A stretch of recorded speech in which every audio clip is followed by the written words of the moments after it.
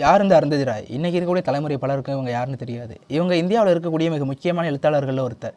இவங்க 1997 the God of small things அப்படின்ற book எழுதினதுக்காக உயரிய விருதான புக்கர் அப்படின்ற விருது வாங்குறாங்க.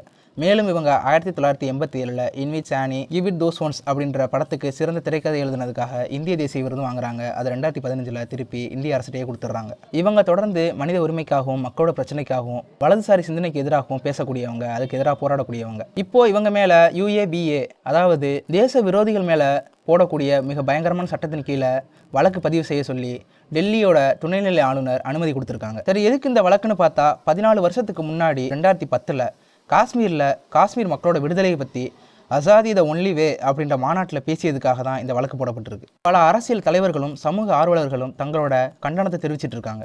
ஆனால் மக்களோட உரிமைக்காக பேசக்கூடிய ஒருத்தருக்கு ஆதரவு கூட அடுத்த விஷயம். அவங்கள யாருன்னு கூட இன்னைக்கு இருக்க பலருக்கும் தெரியாது. இதுதான் இன்னைக்கு இருக்கக்கூடிய தலைமுறையோட நிலைமை.